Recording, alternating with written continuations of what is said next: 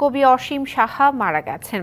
মঙ্গলবার বেলা 2টার দিকে বঙ্গবন্ধু শেখ মুজিব মেডিকেল বিশ্ববিদ্যালয়ে চিকিৎসাধীন অবস্থায় শেষ নিঃশ্বাস ত্যাগ করেন তিনি। 21শে পদকপ্রাপ্ত এই কবির মৃত্যুতে শোক জানিয়েছেন প্রধানমন্ত্রী শেখ হাসিনা।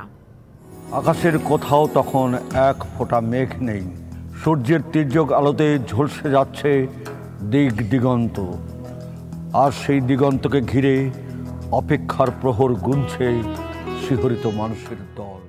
কবি অসীম সাহা জন্ম 1949 সালে নেত্রকোনায় মামার বাড়িতে, পৈতৃক নিবাস মাদারীপুর।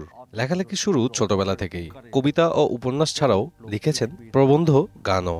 সেদিন সেই অপরাহ্ন বেলায় তোমাদের সঙ্গে সঙ্গে রমনায় আমিও ছিলাম এক সাহসী যুবক। সাহিত্য অবদানের জন্য পেয়েছেন বাংলা একাডেমি সাহিত্য পুরস্কার, 21শে পদক, আলাউল সাহিত্য পুরস্কার, শিল্পাচার্য জয়নুল আবেদিন পুরস্কার সহ বহু সম্মাননা।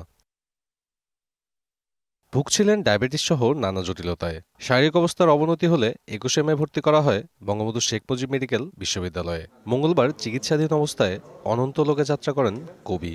খুব সহজ সরল সদাশিব ছেলে ছিল, নীতি আদর্শ বিবর্জিত হয়নি কখনো। তিনি ছোটবেলা থেকেই মানব ধর্ম পছন্দ করতেন এবং সবসময় মানবতার জয় গান গেয়েছেন। উনি বিভিন্ন গবেষণা কাজেও যুক্ত ছিলেন, প্রচুর গবেষণা করে গেছেন। সেই অবদানের প্রেক্ষিতে উনি রাষ্ট্রীয় সম্মাননাও পেয়েছেন। শ্রদ্ধা নিবেদনের জন্য বুধবার সকালে কবি অসীম সাহার মরদেহ নেওয়া হবে বাংলা একাডেমি চত্বরে। নগদের কাছে সব গ্রাহকই প্রিয়, তাই তো সারা দেশে ক্যাশ আউট চার্জ সবচেয়ে কম। ধর্ম কর্ম সবকিছুর ঊর্ধ্বে মানুষের জন্য, নান্দনিক একটা শান্তির জন্য অসীম শাহ সবসময় কাজ করে গেছেন, লিখে গেছেন।